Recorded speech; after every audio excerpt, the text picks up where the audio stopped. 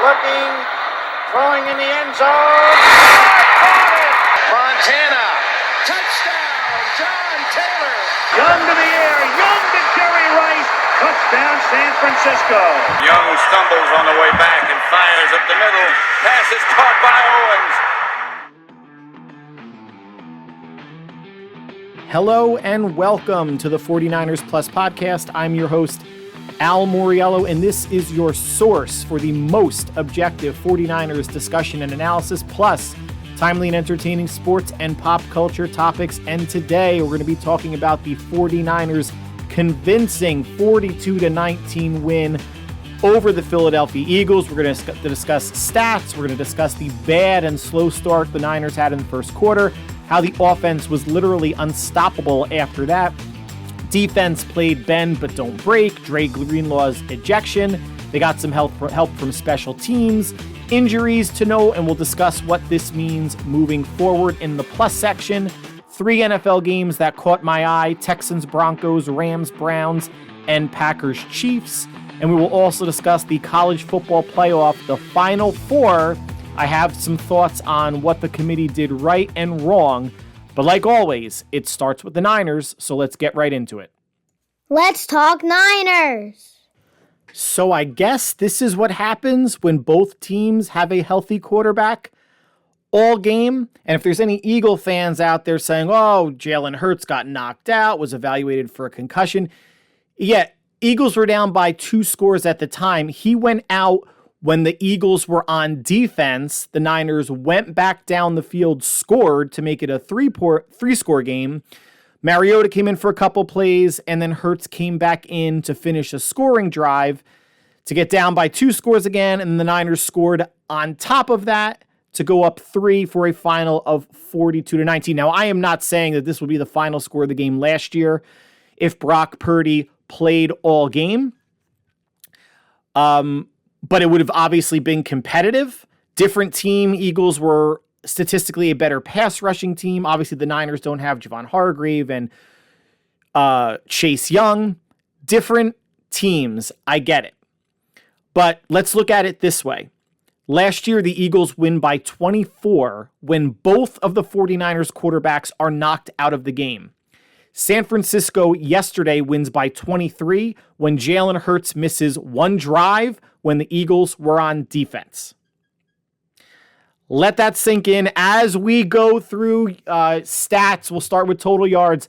Niners dominated 456 to 333. Brock Purdy, 19 of 27 for 314 yards and 4 touchdowns. He was sacked twice. Jalen Hurts threw for 298 yards, 1 touchdown, and sacked 3 times. Running, McCaffrey led the way, 17 for 93 and a touchdown. Debo, 3 for 22 and a touchdown. As a team, the Niners did not get to the 30 run number or more that I anticipated they would get to. 28 for 146 and 2 touchdowns. Jalen Hurts, 7 for 20 and a touchdown. DeAndre Swift, 6 for 13 yards only. Only 18 rushes for 46 yards and 1 score. We're going to get into that a little bit more later. Receiving, Debo, 4 for 116 and 2 scores. Kittle, 4 for 68. Ayuk, 5 for 46 and a touchdown. Jennings, 3 for 44 and a touchdown. McCaffrey, 3 for 40. For the Eagles, A.J. Brown, 8 for 114, and Devontae Smith, 9 for 96 and 1 score. Sacks, at least on the Niners side. Defensive tackles had sacks for the Niners. Javon Kinlaw with 2 and Kalia Davis with 1. So if you're watching the game, you know it started out bad. Bad first quarter. Philadelphia's first 2 drives were 12 plays, 67 yards and a field goal. 12 plays, 53 yards and a field goal. San Francisco's first 2 drives were both were 3 and outs. Only 1 run, a sweep to Debo Samuel for -4 yards. San Francisco, -6 yards in the first quarter. Looked bad, felt bad. Shanahan said after the game that, it obviously, that first quarter looked bad, but he was proud of the way the guys responded. There was no panic. They just couldn't get the passing game going, and I understand that's where they wanted to attack going up against, what was it, the number 29th ranked pass defense in the league, but they are a running team. Everything then got on track after the first quarter, but it was surprising that out of their first 6 plays, 2 3-and-outs, it was only 1 run, and it wasn't to McCaffrey. It was to Debo. And this is a team that really uses the run to set up the pass. And then they'll lean into that maybe a little bit more in the second half. But Shanahan thought, and I read the statistics out last podcast about that short passing game, how the Eagles were basically bottom 3 in the league across numerous categories. Shanahan wanted to get that going early. Couldn't. Batted down pass. Purdy took a sack. Incompletions. Getting behind the sticks on the second drive with Debo on a 4-yard loss. Settled down. And the offense was literally unstoppable after the first quarter. 6 straight touchdown drives. 11 for 85 yards, 10 for 90, which happened at the end of the second quarter, only giving the Eagles the ball back with, I believe, 38 seconds left in the half. So those are 2 scoring drives in the first half. 4 scoring drives in the second half. 7 for 75 yards, 5 for 77, 12 for 75, and 2 for 48. 6 consecutive touchdown drives was the most by a 49er team since 1992, 31 years. Obviously, those are the early young years when he took over for Montana. And they've had some good offenses since, even with Jeff Garcia, but 6 straight touchdown drives has not happened in 31 seasons. Debo had a day. Debo's been talking trash since May or after the NFC Championship game, calling James Bradbury trash, stood by it, didn't walk it back this week when he was asked about it. Only had 4 receptions. 4 for 116. But his 3 touchdowns, the first was an end-around run for a touchdown. Then there was a short in across the middle going from right to left that he shook off a linebacker tackle and then beat everyone to the end zone. And then the third touchdown was a tunnel screen in the fourth from the 48-yard line of Philadelphia that he took in to extend it to a 42-19 lead. And what was so awesome, there was a lot of awesome things during this game outside of the first quarter, but that last Debo touchdown, and I watched the replay of it because I'm like, did I really see that? Brandon Ayuk comes running into the screen, sliding on his back in the end zone, so fired up that his teammate scored a touchdown. Now, Ayuk had the first score, that diving play going from right to left where Brock hits him in the back left corner of the end zone, made the catch more difficult than it had to be, but credit to Ayuk for making the catch to go up 7-6. But the enthusiasm that Ayuk showed, and it was just one play, but I've watched enough games to see how this team plays for each other, how excited they get to block. Doesn't mean they're going to win every game out. They lost 3 games. They won 5, they lost 3. Now they won 4 in a row. But it was just cool to see, again, just how fired up the non-touchdown scorer was on that touchdown that literally put the game away. McCaffrey, 133 total yards, 40 through the air on 3 receptions, 94 on the ground. 93 on the ground on 17 carries. The first 49er running back to go over 1,000 yards since 2014, and that was Frank Gore. And Shanahan is a run-first coach. Before him, you had Mike Singletary, Jim Tomsula, Chip Kelly. So you're going on 8 or 9 seasons, and Shanahan being here since 2017, not having a running back go over 1,000 yards is a bit surprising. They've had injuries to deal with. They've had injuries all over to deal with, but at running back also. So you'd have Mostert lead the team. Carlos Hyde was their running back in 2017 when Shanahan came over. Mostert, Wilson, Mitchell, and now Christian McCaffrey. Let's get to Brock. A great game. Not a solid game, a great game. 70% completion percentage, 314 yards, and 4 touchdowns. Brock Purdy, when you compare where he stands now compared to Jalen Hurts, and Jalen Hurts was being talked as an MVP candidate. Why? Because it's a quarterback award. What else is important? Playing on the best team is usually an indicator, much like a Heisman Trophy winner or one of the top teams, of being a front runner for the Heisman or the MVP. Well, here's where Brock stands now. Brock has completed 70.2% of his passes. Hurts 66.5%. Brock is leading a league-leading 9.6 yards per pass attempt. Jalen Hurts 7.4. Brock 23 touchdowns and 6 interceptions. Hurts 19 and 10.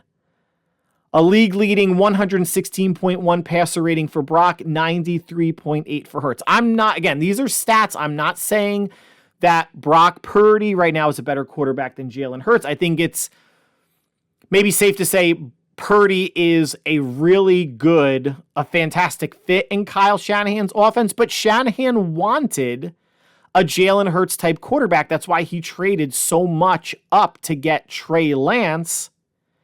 And we know how that didn't work out. The arm, the running, that's great. But if you can't process, if you don't have a feel for the game, if you can't get the ball out of your hands quickly and let your playmakers do the work, so you as the quarterback don't take the pounding in sacks or carries. Just ask Cam Newton why his career is over, Josh Allen's taking a beating, and why Trey Lance ultimately got traded. So Purdy is a better quarterback for what Kyle Shanahan wants to do than Jalen Hurts is. Not saying that Purdy's a better quarterback. You can look at those stats and say maybe he is. And you can look at all the running touchdowns that Hurts has, which is great for a fantasy football perspective. But again, more than half are 1 or 2 yard tush pushes, which kudos to the Eagles because they are the team in the league that does it the best. But I don't see, again, he's not a Lamar, he's not a Vic, he's not an Allen when it comes to running, and he might not even be a Russell Wilson because Wilson's had a resurgence this year in Denver in terms of running the ball and had a pretty good season up until this past game where he threw 3 interceptions at the Texans. We'll get into that in the plus section. Brock Purdy has 4 of the top 8 passer rating games this season in the NFL. Half of them. This is why the Niners offense, and specifically passing offense, is the most efficient in the NFL. And you can say explosive. You could be explosive running a tunnel screen to Debo, picks up 48 yards. You can say explosive hitting Debo on an 8-yard in and then him taking it another 40 yards for a touchdown. This is what San Francisco's offense has always been, at least since I've been born. West Coast slants to Rice to Taylor to Owens. You could even say to Stokes, even though he never had the speed to break away. Short passes, let your playmakers be playmakers. And Brock is the ultimate facilitator for that. And he had a fantastic game. This was a serving notice game, not only for the 49ers as a team, but I think Brock now as a legitimate MVP candidate. Again, if he was a first-round pick, top 15 pick, 10, 5, there'd be no doubt that he'd be in the MVP discussion. I keep saying it because it's true, and I'll keep saying it until it's not true. The overlooking that Purdy is getting is because of his draft position. I don't know what else the Niners could ask of him. He was entitled to have a couple bad games. Cleveland put him in position to win at the end. Moody missed the field goal, had a position against the Vikings. Last 2 drives were interceptions, and the Bengals just straight up beat him, and Purdy did throw 2 interceptions there as well.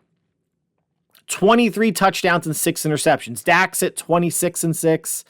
I think, Tua is hovering right around there as well, and all those teams are 9-3. But Hurts was only getting the notoriety because he was having a good season, not a great season. Let's not misconstrue it. 19-10 and 18-10 going into the 49er game is not a great season. But he's the quarterback of a 10-1 team, now 10-2, And now I guarantee you the MVP discussion and odds are going to get jumbled, not because of Brock, but because Hurts did not rise to the occasion the way Brock did. Dak's been playing some really good football. Tua's been playing really good football. And you could throw McCaffrey in the mix. I mean, he would be like a distant 6th or 7th. Tyreek Hill has a chance to go over 2,000 yards. Everybody just remember, slow your roll. That's 2,000 yards in a 17-game season, not the historic 16 games that we've had for the past however long, 30, 40 years. But Brock and the Niners served notice in 3 quarters. They didn't even need the first quarter to add on any other points. Now, defensively, this was bend but don't break. And how huge was it at the time, but in retrospect, the defense held Philadelphia to 2 field goals on their first 2 drives, and they were red zone field goals. These were not 45, 50-yard field goals. They got inside the red zone, inside the 10 in some instances. Got some luck with Jalen Hurts scrambling. I believe it was on a 2nd down. Slipped. Javon Kinlaw touched him down for a sack. Some good knockaways by Ambry Thomas in the end zone, but going down 14-0 feels a whole lot different than 6-0. Going down 10-0 feels different than 6-0 for the simple reason that it's a 2-score game and 6-0 is a 1-score game. The run defense, which has been maligned for a lot of the year, and bringing in someone like Chase Young, he's not exactly a run defender. Defensive end Cleveland Farrell from that DN spot is more of an edge setter and run defender than Chase Young is, held Philadelphia, one of the best running teams in the league, 18 rushes for 46 yards and a touchdown. That's 2.5 yards a carry. DeAndre Swift, 6 rushes for 13 yards. Now, DeAndre Swift got blown up by Diamador Lenore, and it was either the 3rd or 4th quarter. So you can't tell me any sort of injury or anything had anything to do with DeAndre Swift not carrying the ball. I don't know what the game plan was. I think the Niners, their secondary isn't great. Their pass rush is good. We're going to get into that in a second. But the way to mitigate the pass rush and go after a secondary that's not that great, missing Talanoa Hufanga, is to run the ball, a commitment to run. Running the ball 18 times, 6 with a running back, 7 with your quarterback is not committing to it. And where were the design runs for Jalen Hurts? There was one when they were going from right to left. It might have been in the 3rd quarter where they tried a design run, or maybe even the 2nd quarter, and couldn't get in. It was stopped for a 2-yard loss. But I didn't see any read option. There was only one play, best of my knowledge, drawn up for Hurts. The other yards that he got on his 7 carries for 20 yards was just buying time, scrambling, picking up a few yards here or there, generally scrambling to his right. But the 49ers, I don't necessarily know if they made the Eagles one-dimensional or if the Eagles just decided to throw the ball as much as they could, and it was 45 throws for Hurts, completed 26 of them, 58% completion percentage. Shade under 300 yards at 298, 1 touchdown, and he was sacked 3 times. So the Eagles in some ways offensively played into the Niners' hands, or any team's hands, when you make yourself one-dimensional. And this was an Eagles run defense that was letting up about 85 yards a game, and the Niners went for 146. And it's a Niners run defense that was averaging about the same giving up per game, and they held the Eagles to 46 yards. Defense, after those first 2 drives, forced 2 punts in the first half, and in the second half, 1 punt and 1 turnover on downs. Now, if we want to nitpick a little bit on the defense, 2 things. Even though they sacked Hurts 3 times, the pass rush was not consistently getting home. They were getting stonewalled, I would say, for the majority of the game. And the secondary was bailing them out. Either, I think 2 of the sacks were coverage sacks. One, again, was Jalen Hurts slipping. And then Hurts' 7 runs for 20 yards were generally, I would say maybe half of them, maybe the pocket collapsed somewhat. Hurts got out, picked up a couple yards with his legs. And then the other half of the times where nothing was open downfield, so he either threw it away or, again, picked up a couple yards on the ground. So with Hargrave, with Chase Young coming in, They got to Hurts 3 times. That's basically what Philly's been averaging. I think they had 29 sacks allowed coming in over 11 games, which is just under 3 games. So the Niners were on par with what the Eagles give up. But you would maybe think that the front 4 plus a 5th on a blitz or something maybe would get home more. Again, they were averaging 5 sacks the past 3 games prior to the Eagle game before Chase Young was added to the D-line. And soft coverages seem to give up 3rd and longs more than I would like. Now listen, they held the Eagles to 19 points. They didn't get any interceptions. It was a clean game by both teams, only 3 sacks. So they made the Eagles work for their yards.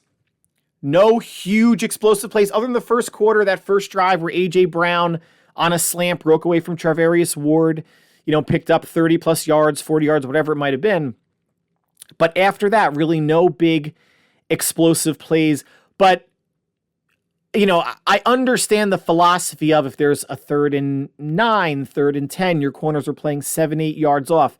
That umbrella, soft coverage, keep everything in front of you, then get downhill, attack, make the tackle short of the first down.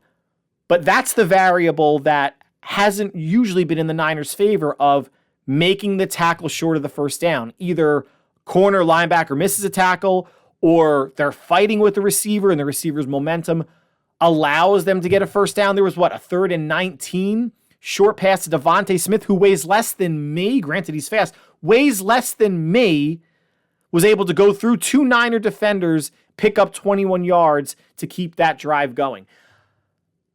I'm not saying play bump and run, but I think there's a happy medium between bump and run being 1 yard off the line of scrimmage and being 9 yards off the line of scrimmage on a 3rd and 10. Be 4 yards off the line of scrimmage, right? If it's a slant, take your chances maybe on a go route. Maybe you can start off deep and then come up as the route is being run. Like you can disguise things. You can be fluid in your secondary pre-snap, but Wilks really relies on this shell coverage, keep everything in front and tackle. Again, 42-19. I'm nitpicking here, but it's something that I think they could engineer maybe 2 or 3 more punts a game, playing a little bit more aggressive on 3rd downs. And not even saying blitzing. We're not even talking about the line rushing with 4, sending a 5th, 7th, sending a 6th. You send 6 and you're obviously playing up. You're going to have to challenge because you're going to want to make sure that if the blitz doesn't get home, that you're just not giving free runs to these receivers. Again, nitpick, but we've seen it throughout the course of the season. I've been saying this for a month or 2 now, right? If you're listening to the podcast. Otherwise, Wilks dialed up a fantastic game plan. It wouldn't be a Niner game without Dre Greenlaw doing something stupid. As you saw, he was ejected in, the end of the 3rd quarter. Devontae Smith gets wrapped up by Charvarius Ward. I think it was Ward or Diamador Lenore on the sideline. Greenlaw comes in to finish him off by essentially suplexing him out of bounds. That draws a personal foul. Then Philly's head of security, Big Dom, gets in between the players who were scuffling a little bit. Greenlaw doesn't throw a punch. And there's some people on social media saying that, and they're not even Eagles fans, it's just media, even some Niner fans. He pointed, and he winds up making contact with Dom's face. Both get ejected. So now, just, a couple things with this. Now, one, I wonder if Greenlaw was pointing at, if he was going to point at Dom, you could just point right in his fat chest, right? You don't have to point in his face. I wonder if he was actually pointing at Devontae Smith, who was jawing behind him, and Dom just winds up walking into the pointing finger. It's a possibility. I don't know. Devontae Smith was jawing, other Eagles were jawing. Dom, the security guard, head of security, was jawing. Got in between, both were thrown out. Now the NFL's got to do something about this, because if I was a head coach, I would sacrifice an assistant to get rid of a starting player all the time. I used to say when the Bulls were drubbing the Knicks in the 90s, throw in your bench player to start a fight with Jordan, get them both ejected. Now, maybe there's some sort of unspoken rule about not doing that, but Jordan owned the Knicks' souls. He owned a lot of team souls during, his career, and especially during their 2 three-peats. I don't think that was a bad trade-off for Philadelphia. But a couple things on this. Greenlaw is an asshole. I'm not going to say he's the stupidest player on the team, so I don't know how smart of a guy. How many times do we have to see Dre Greenlaw skirting that edge of aggressive and being a reckless asshole? He's almost good for one personal foul a game. So on top of, let's just leave it as, that was a free 15 yards you gave Philadelphia. You can't do that. Now on top of that, doing that gets the Eagles motivated. It's like you're poking the bear. You don't need to do that either. So it's not just a 15-yard penalty, it's stirring up the opposition. Then you have the element of being on their sideline and getting into a jawing match or some sort of a poking contest with their head of security. He's been on the team, since 2019? So this is his, 19, 20, 22, his 5th season. How many coaches have talked to him about, dude, don't be a dick. Be aggressive, don't be a dick. I think his teammates need to come over, and the second it looks like he's going to pick up someone, they should just hold him down. Like Ward or Lenore should just, it's not their responsibility, but when they know, Greenlaw's down by the sidelines, instead of Greenlaw hitting maybe a quarterback late, a Niner player should hit Greenlaw. Get him the hell away from the situation. At least it wouldn't be a and then let them fight, and they'll be like, dude, you're going to get a 15-yard penalty. And, again, Greenlaw, does he need to be on Zoloft like Mike Tyson was to control him? And I went back to read the articles because I remembered that. And I am not taking shots or making light of anybody that needs Zoloft for depression or anxiety or any of those SSRIs or antidepressants, anti-anxiety medications, whatever. But I remember when Tyson, I don't know if it was around the time of the biting of the ear of Holyfield, but Tyson was on Zoloft because he was just, I guess, such an aggressive person, and they would take him off Zoloft leading up to a fight. Now, because I work in pharmaceutical advertising, I know you can't just take someone off that the night before or the day before. It's still in your system for multiple days. So if they had some sort of strategy of keep him calm, and then unleash the beast during a game, during a fight, then they would have to do that, 2, 3, 4, 5 days before. But maybe Greenlaw, something to even him out. It's great that he's aggressive. But in a weird way, it's good that he came out of that game, just because who knows what he would have done in the fourth quarter. Accidentally. I know it's not purposefully, it's accidentally, but stupidly. And Oren Burks came in for him and played really well. Someone and the 49ers coaching staff, they got to pull him aside. Or if he's playing on that edge and he makes a hit out of bounds, it could have been a late hit, take him out for a couple plays. Talk to him, be like, listen, it's not worth it. 1, we know you're not looking to hurt anybody. 2, if he's running out of bounds, let him go out of bounds. Who cares? And 3, only bad things can happen in terms of a 15-yard penalty or getting into a scuffle with someone for security on the Eagles. And just to touch upon that, people that are outraged of what is the head of security doing down there in between players, etc. Now, I honestly don't think this Dom character did anything all that wrong. 1, the only thing I would say is, why is your head of security on the sidelines that close to the field of play during game day? Doesn't the head of security for the team, and I would assume the link, have something better to do or more important to do than be on the sidelines getting a front row seat to these games?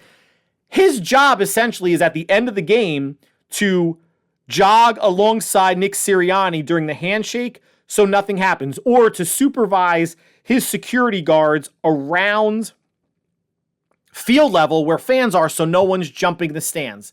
He doesn't need to be associating with the players. I know he's been there for 20, 30 years. He's there with Andy Reid. That's all well and good. That's my only issue. Don't you have something better to do? Isn't there a key lime pie that you could be eating, or a hot dog contest you could be participating in? Yeah, I'm taking shots at the fat guy, whatever. Trying to add a little bit of levity. But beyond that, how many times have we seen assistant coaches during sideline scrimmages get involved in between players? I've seen it.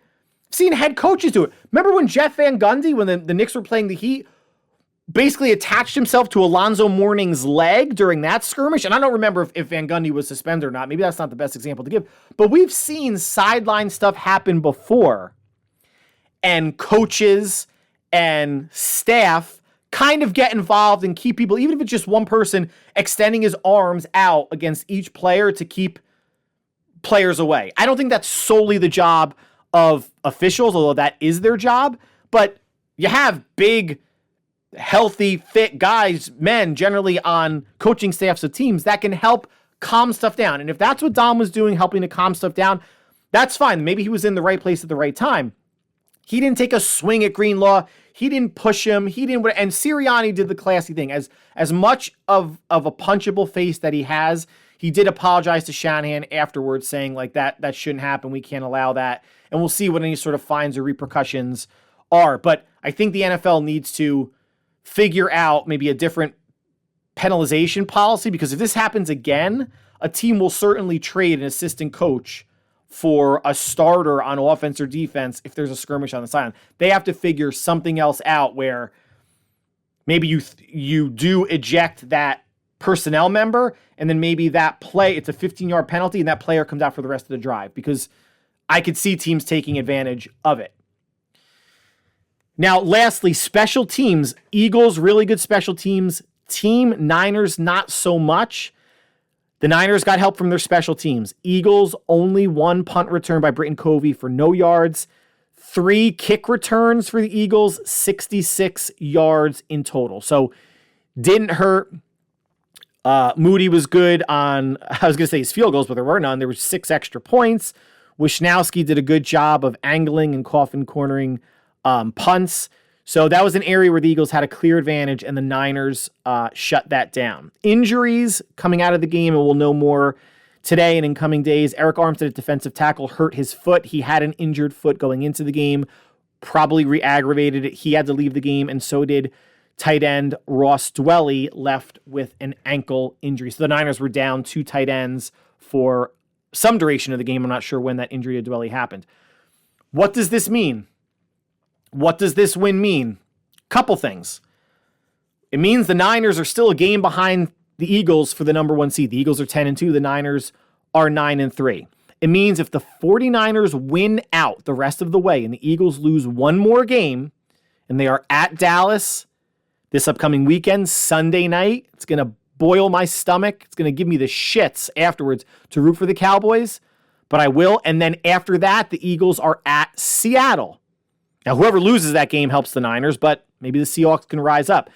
If the Niners win out and the Eagles lose one more game, Niners are the number 1 seed, regardless of what the Lions do.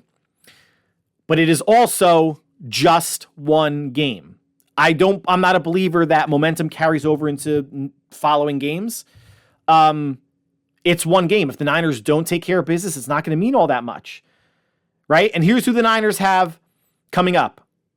At home for Seattle, at Arizona, at home for Baltimore Christmas night, at Washington, at home for the Rams, and the Rams are now 6-6, fighting for a wild card spot. The Seahawks next week are going to be fighting for their playoff lives, and they put, 35 up on the Cowboys, or 38? Arizona went to Pittsburgh and got a win. Baltimore is going to be a tough game.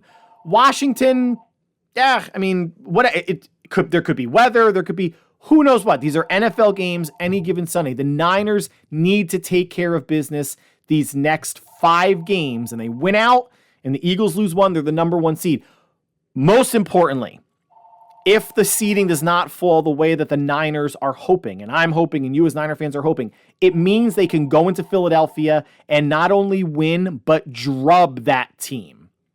23-point victory. It means that if they have to go back to the link in January for, if seeding holds, an NFC championship game, they can go there and know, hey, when we're healthy, when our quarterback's healthy, when we're playing Niner football, we can win, and we can win in resounding fashion. That's not to say it would happen again. That's not to say if they play again that the Niners will win 42-19. Week-to-week league, right? No turnovers this game by either team. Niners turned over once or twice, different ball game. And actually, there was a fumble, Ronnie Bell on a punt return, he just fumbled it right out of bounds. Makes the NFC race much more interesting. And the 49ers, the 2 other best teams, they didn't play Detroit. They played the Eagles and they played the Cowboys. They put 42 up on both. if this is a team that's playing at their best, their ceiling might be just as high, if not higher, than any other team in the league. This is a great one. You celebrated on the plane ride home. You celebrate today. You're back to work tomorrow. You are looking ahead at Seattle, a team that put up a lot of points on the Cowboys and in some ways should have won that game. One game at a time. 2 NFC West games, then Baltimore. Washington and the Rams. They go 5-0. They get some help. They're the number 1 seed. More to come, but that concludes the 49ers section of the podcast. Stick around. I'm going to be talking Texans defeating the Broncos, Rams defeating the Browns, and last night, the Packers getting a big win over the Chiefs. And we're going to be talking the college football playoff, the Final Four, Michigan, Washington, Texas, and Alabama, much like the rest of the country. I have some thoughts on that. Stick around. It's plus time. So let's start off talking about the Texans defeating the Broncos, snapping the Broncos' 5-game win streak. Houston at home, 22-17. Denver had 3 turnovers, all interceptions by Russell Wilson, the last of which was Wilson with under 30 seconds or 20 seconds to go in the game, throwing an interception in the end zone, an ill-advised kind of scramble, kind of threw as he was falling to the ground. Intercepted to seal the victory for the Texans. CJ Stroud, another good game, 274 yards and a touchdown. Broncos ran the ball well, 30 rushes for 118 yards and a touchdown. That's a shade under 4 yards a carry, but they remained committed to it. The Texans played, a clean game, 3 turnovers to none. It's going to be difficult when you're -3 in the turnover differential. And the Texans, big win for them. They are still on the outside looking in of the playoffs, as are the Broncos, but now they have a head-to-head victory over Denver. Should it get to it, the Texans' schedule next 4 games are not overly difficult. So this is a team that can get to 9 or 10 wins and could be a tough out in the playoffs. Now, they did lose rookie wide receiver Tank Dell to a broken leg, so that's one less weapon for CJ Stroud. But DeMeco Ryans trending for Coach of the Year. CJ Stroud trending to be the Offensive Rookie of the Year. And the Texans won 7 games total the last 2 seasons, currently stand at 7-5. The Rams, who were favored by, I believe, 3 or 4 over the Browns, defeat Cleveland 36-19. The Rams put up nearly 400 yards of offense on that vaunted Browns defense, even though the Browns had an 8-minute time of possession advantage. This game was tied 13-13 in the third quarter, and the Rams go on a 23-6 scoring run to end the game. Matt Stafford, let's start with Stafford, had his way with the Browns secondary. 279 yards and 3 touchdowns. Joe Flacco recently signed, 2 weeks ago? 254 yards, 2 touchdowns, a killer interception toward the end of the game. Cleveland's defense, no sacks, no INTs. And don't look now, but the Rams are 6-6, clawing their way back into the NFC playoff picture. And I believe they are the number 7 seed as it stands right now. The Browns are 7-5, tied with the Steelers.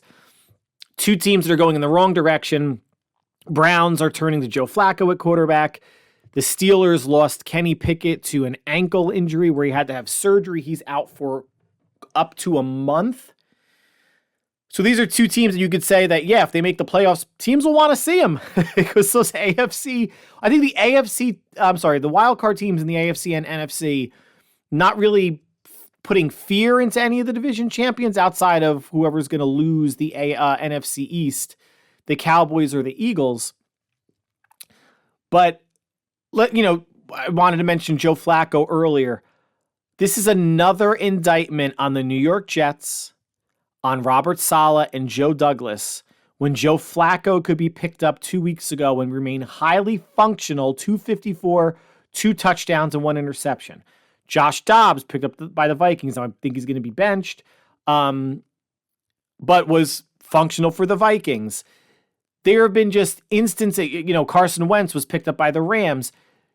You've seen instances where you can make a pickup, and, Baker Mayfield last year for the Rams against the Raiders on Monday Night Football was picked up 5 days or 3 days before the game, whatever it was.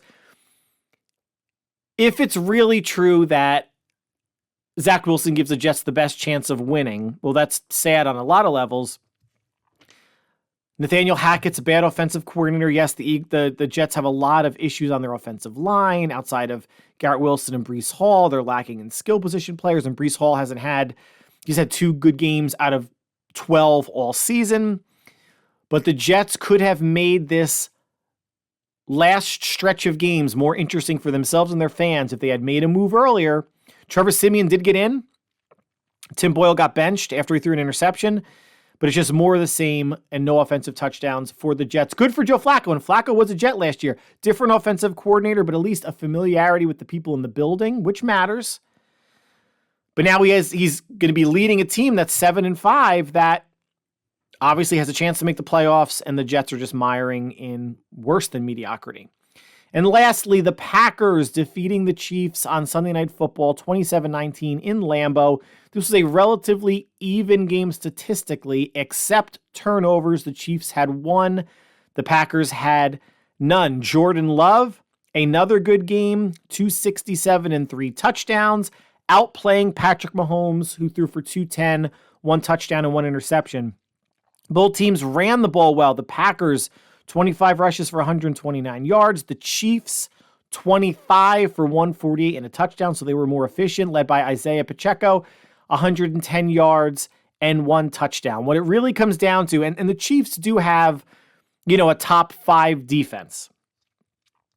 The Packers were grinding. Every scoring drive was a grind. They were mixing the run and pass. They were converting third downs.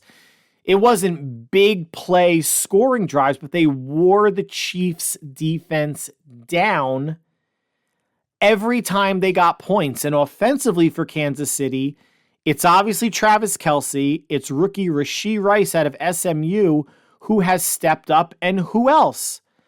Who else on that team is going to make a player scare you? Is it going to be Marquez Valdez-Scantling? Probably not. Is it going to be Sky Moore? Probably not. Is it going to be Jerick McKinnon out of the backfield as a receiver? They've committed to Isaiah Pacheco running the ball, and they have a very good offensive line. And I don't want to hear people say, well, if you're going to run the ball 25 times or 30 times, you're taking the ball out of Patrick Mahomes' hands. Well, he doesn't have the weapons, and he can elevate those around him. But you're going with a whole bunch of no-names and young receivers. And even though you gave Marquez Valdez-Scantling $11 million a year, that's roughly half of what A.J. Brown got when he signed his extension, or Terry McLaurin. He is not half. Valdez-Scantling is not half the receiver A.J. Brown is. He's maybe a quarter of the receiver. He's a $5 or $6 million receiver. And if he is the big prize, then they failed. And they're going to have to go again in the offseason. And who knows how far the Chiefs are going to go. If they can get home field, I know now that with the loss to Kansas City, they've lost to the Packers, they've lost 3 of their last 5 games. They're 8-4. They don't have a totally difficult schedule. They're at home for the Bills, at New England, win, home for the Raiders, win, home for the Bengals, win, and at the Chargers. Could be a little dicey. Chargers played them well. So they've bookended with 2 tough games, Buffalo and the Chargers, and then New England, Vegas, and Cincinnati. So this is at least an 11-win team. And we'll see how good that is going to be seeding-wise in the AFC. In the NFC, the Packers are now 6-6, and they very well could run the table. They are at the Giants, at home for Tampa, at Carolina, at Minnesota, and at home for Chicago. This could be an 11-6 team. I think if they win 3 games, 3 of 5, they're going to be in the playoffs. If they win, they'll probably be in. If they win 4, more than likely they will be in. And if they win all 5, they're definitely in. Packers are trending up. They're not going to catch the Lions, so they will be a road team should they make the playoffs. And now let's transition to college football and end on the college football playoff. The Final Four was announced on Sunday. It is Michigan 1, Washington 2, Texas 3, and Alabama 4. The matchups being Michigan versus Alabama. Alabama's favored.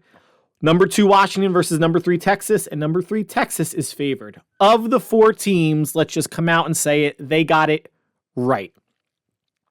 Here was the top 8 leading into the college football championship Saturday weekend. Georgia, Michigan, Washington, Florida State, Oregon, Ohio State, Texas 7, Alabama 8. So what winds up happening? Number 2, Michigan beats number 16, Iowa, which everybody knew was coming. Forgot to mention this last podcast. So Michigan, I think, shut them out 23-0. The over-under for Iowa scoring points in each half was 0.5.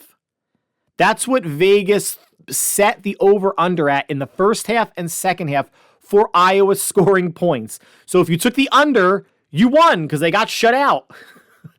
It's been well documented how bad Iowa's offense has been the past couple of years, and Michigan is a very good defense, don't get me wrong, but Iowa was no threat, and Vegas told you as much with a 0.5 points per half over under. And then Washington, in a rematch of an earlier game, now this is for the Pac-12 championship, beat number 5 Oregon. So that was easy. Number 2 and number 3 win. They're in. Then there was drama in the later games. Number 8 Alabama beat number 1 Georgia by 3. Number 7 Texas killed number 18 Oklahoma State. And number 4, Florida State beat number 14, Louisville by 10, 16-6. But the Seminoles had 55 yards passing because they are missing their top quarterback and arguably best player. So we are now left with Michigan, Washington, Texas, and Alabama. So the 4 playoff teams are all conference champions, and that checks a box. Okay? Florida State also won the ACC championship. They were undefeated, but they lost their quarterback and best player about a month ago, and the committee takes injuries into account. If it's an injury to basically any other player, Florida State would be in the playoff. But the quarterback touches the ball every game. Florida State they looked okay the first game when they were playing, I think, was it Georgia State or somebody bad that got up on them 13-0 and then just rolled them. But the offense has not looked right, and you could project what Florida State would look like against a Michigan or a Washington or an Alabama. Florida State's got an elite defense, and the kids did nothing wrong. They did everything head coach Mike Norvell asked of them. They went 13-0. They won their conference championship game. Injuries are an unfortunate part of the game, and Florida State is not one of the 4 best teams because of that injury. And then lastly, so now you have Alabama beating Georgia. Georgia's been number 1 all year. They only lose by 3, but Alabama wins that game. Texas wins their game in convincing fashion, but oh, by the way, Texas also won at Alabama by 10 earlier in the season. So Texas beat Alabama. Alabama beat Georgia. By the transitive property, I guess Texas would beat Georgia for, I don't know. Again, that's just the transitive property. So Texas at 7 and Alabama at 8 coming into championship weekend, leapfrog to 3 and 4 respectively. And again, all 4 of the chosen teams are conference champions. Florida State is a conference champion and is left out. However, of the 3 teams that were fighting for the last 2 spots, Alabama, Texas, or Georgia would all be heavy favorites against Florida State if they were to play. Michigan and Washington as well. So to me, and I think to Vegas and to a lot of people, that means they are not the 4th most deserving team. The committee went with the 4 best teams this year. In other years where it's been more clear-cut, they went with the most deserving. But it's the first time that a lot of things happen, that an undefeated conference champion like Florida State has been left, Power 5 champion like Florida State has been left out. It's the first time a number 1 team who loses in the conference championship game gets left out. And it's the first time a team lower than 6th, Texas 7, Alabama 8, jumped into the top 4. But it all makes sense if you are talking about today who the best 4 teams in the country are. Here's my caveat. And I think this is a fair thing to say, and I think a true thing to say. If these rankings and these games were played a month ago, there is no way the top 4 would be the same. Meaning, if 5 weeks ago it was Georgia, Michigan, Washington, Florida State, Oregon, Ohio State, Texas, and Alabama as 1 through 8, and then they played the games that they played this past Saturday, the conference championship games, and you had the same results, the top 4 would not be Michigan, Washington, Texas, and Alabama. The top 4 would be Michigan, Washington, Florida State, and Georgia, followed by Texas, Alabama, Ohio State, and Oregon. Because you're not going to move a still undefeated Florida State team down after beating a 14th ranked Louisville team. Georgia would drop, Michigan moves up 1, Washington moves up 1, Georgia drops, Florida State moves up 1. So Michigan, Washington, Florida State, and then Georgia would be your top 4. 5 and 6 would be Texas and Alabama. They won their games. Oregon lost their game, so they would drop from 5 to 8. And let's say Ohio State was on a bye that week, they would move from 6 to 7. That would be 1 to 8 if this weekend happened a month ago. But it didn't. It happened the very last week of the college football season, where the committee had to choose who were the 4 best teams for our 4-game playoff. And they chose the right 4 for their 4-game playoff. But if this was a month earlier, your top 4 would have been Michigan, Washington, Florida State, and Georgia. So the committee's not consistent in terms of it's not who are the best 4 teams every week. Sometimes it's who are the most deserving. Sometimes it's, well, we have to move this team up 1 because the team ahead of them lost. And there'd be no way, if this was any other week, that Georgia would have dropped out of the top 4. No way. But because that one game was a conference championship game, all those games this past weekend were conference championship games. That's why you have the top 4 teams in the playoff be conference champions. And the one that was a champ that was left out is Florida State because of their quarterback situation. I'm totally okay with that. These are the best 4, but just know the rankings, if everything played out the same, would have been different a month ago. And that concludes the 49ers Plus podcast for today. Like always, I want to thank you for listening, for taking time out of your busy day to make us part of your listening routine. The next podcast will drop on Thursday. We'll include any housekeeping items from the 49ers victory over the Eagles, and then we will turn our attention to the rematch with the Seahawks in Santa Clara. But until then, the next 3 days, hope everyone stays happy, healthy, and safe, and we will talk soon. Take care.